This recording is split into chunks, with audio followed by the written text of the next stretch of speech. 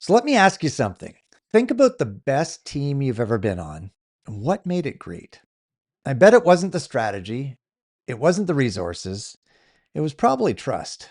And now think about a team where trust was missing. Everything felt harder, didn't it? Decisions took forever, people held back, and nobody wanted to take a risk. And that's what we're unpacking today, how to build the kind of trust that makes teams unstoppable. Welcome to today's episode of the Raise Your Bars podcast, Building Trust on Your Team. We're diving into why trust is the currency of leadership and more to help you grow as a leader. I'm Al. And I'm Chris. Today we're going deep on trust, what it actually looks like, why most leaders underestimate it, and some practical things you can start doing this week to build more of it on your team. And here's what you can expect. We'll talk about why trust is the foundation of everything on a team, how trust starts with you as a leader, and then we'll get into real strategies you can use to build and even repair trust with the people you lead. And we've got some stats and some quotes to back it all up. So let's jump in. Al, I want to start with a number. A study from the Harvard Business Review found that people at the high trust companies report 74% less stress, 106% more energy at work, and 50% higher productivity compared to people at low trust companies. Now, those numbers are staggering. They really are, and it makes sense when you think about it. When trust is high, people aren't spending energy watching their back or second guessing each other. They're focused on the work, they're collaborating, and they're moving fast. Exactly. Now, Patrick Lencioni put it really well in one of my favorite books, The Five Dysfunctions of a Team. He said that trust is the foundation of the whole pyramid. Without it, you get fear of conflict, lack of commitment, avoidance of accountability, and eventually no results. And here's the thing that most leaders miss: trust isn't just a nice to have, it's a performance multiplier. When trust is low, everything takes longer. Every email gets over analyzed. Every meeting has a meeting after the meeting, and you end up managing politics instead of managing progress. Yeah, and I've seen that firsthand. I once worked on a team where the leaders said all the right things about collaboration, but behind closed doors, decisions were already made. Hmm. Now, people caught on fast, and once that trust eroded, it was like trying to run through mud. Everything slowed down. Yeah, that's such a good picture, Chris, and it really highlights something important. That trust is fragile. It takes time to build and it can be lost in a single moment, really. Stephen Covey said it well: trust is the glue of life. It's the foundational principle that holds all relationships. So if you're listening and you're wondering why your team feels stuck or slow or maybe disengaged, before you look at strategy or process, ask yourself, is there a trust problem? All right, so trust matters. We've established that, but here's the next question. Where does trust start? And Chris, I know you feel strongly about this one. I do. Yeah, trust starts with a leader, period.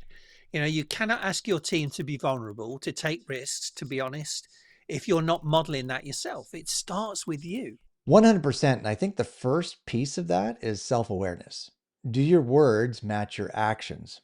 Because your team is always watching. And they're not listening to what you say nearly as much as they're watching what you do. Now, there's a great quote from John Maxwell on this. He says, people buy into the leader before they buy into the vision. So if your team doesn't trust you personally, they're not going to trust you where you're leading them. Yeah, so let's get specific on that. What does it look like to be a trustworthy leader? Well, the first thing is follow through. If you say you're going to do something, do it. I mean, that's where integrity comes into play, right, Chris? Right? Every single Mhm. time you do it. If you say you're going to do something, you do it. Those small commitments, I'll send that email by Friday. I'll bring that up in the next meeting. Those are trust deposits. And every time you drop one, that's a withdrawal. Exactly. The second one is owning your mistakes. And I mean genuinely owning them, not the corporate non apology, not, oh, I'm sorry you felt that way, but actually saying, do you know what? I got that wrong. And here's what I'm going to do differently. That kind of vulnerability is, frankly, is a superpower. Yeah, and Chris, if we could just, dive into that for just a minute more. I think a lot of leaders think that showing that level of vulnerability is a weakness. but it really isn't, right? No, it's a complete strength. It's the opposite. It's the same as like asking for help. People see asking for help as a weakness, but a leader should ask for help if they need it, right? Not try and take everything on their own, because they'll end Hmm. up dropping the ball, and that's losing trust and credibility. So Yeah. vulnerability really is a superpower. 100%. And listen to this, a Gallup study found that only about 1 in 3 US employees Mm. strongly agree that they trust the leadership of their organization. 1 in 3. That means 2 out of 3 people are showing up to work without strong trust in the people leading them. And that should keep us up at night. And before you say anything about that just being the US, that the Gallup poll only studied the US, right? Hmm. So it's probably the same or it's very similar in every single Every country in the world, 100%. right? Yes. So own that, and the reason that number is so low is, I think, it's because too many leaders confuse authority with trust. Mm-hmm. All right, now you might have the title, but the title doesn't give you trust. Trust is earned through consistent everyday behavior. Yeah, that's so true. And here's one more practical thing. Be honest about what you don't know. Like Chris just mentioned, don't be afraid to ask for help. Leaders often feel the pressure to have all the answers, but when you say, I don't know, but let me find out, or I haven't figured that out yet, what do you think? Guess what?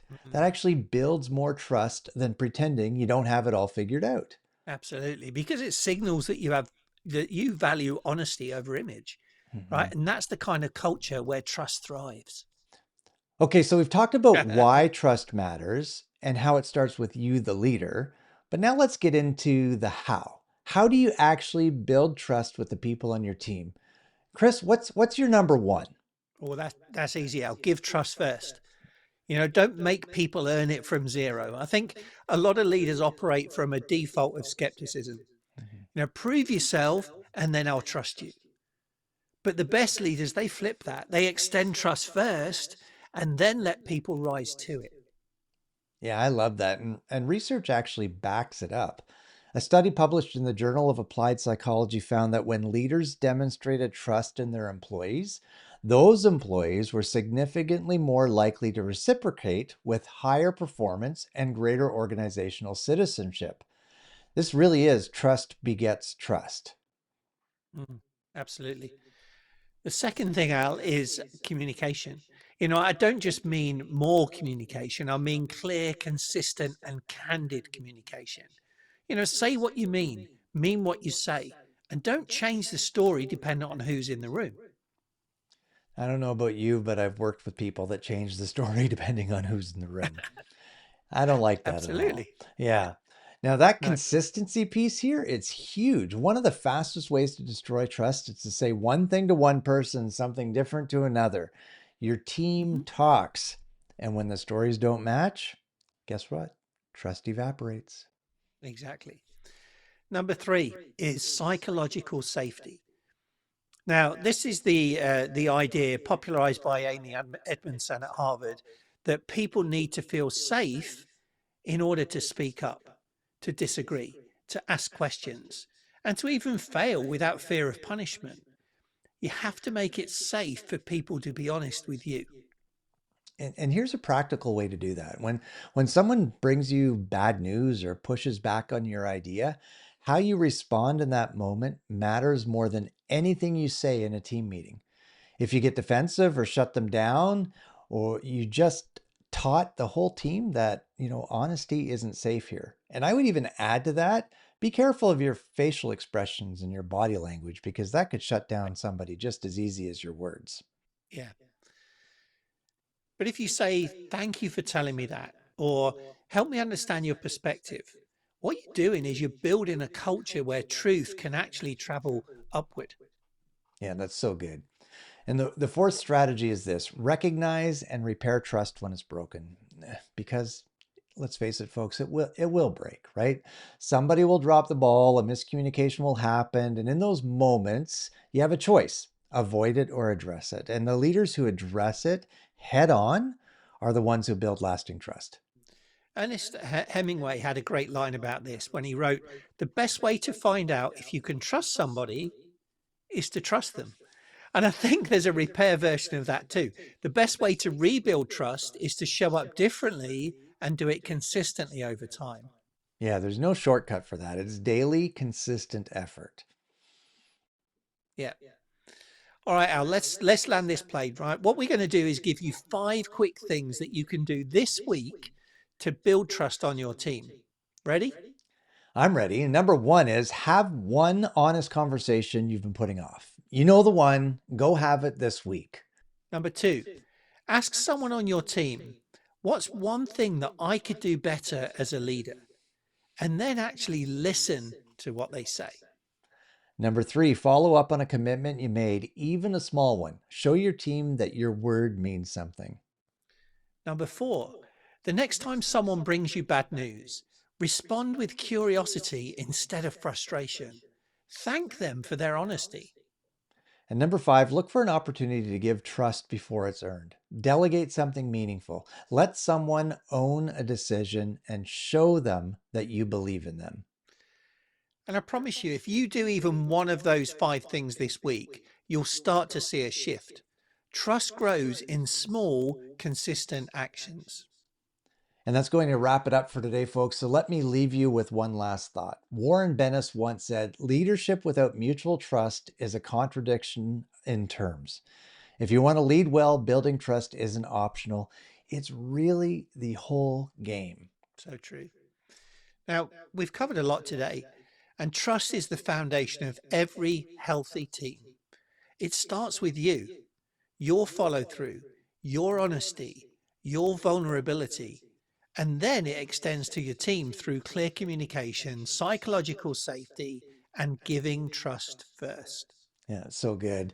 Thanks for joining us today, folks, on the Raise Your Bars podcast. Remember, if you are a small to medium sized business owner and you're looking to increase your profit margins or improve the culture within your organization, then reach out to Chris and I. We'd love to chat with you. And remember, take action on one item today you've learned and apply it. And we'll see you next time. Yeah. Bye for now.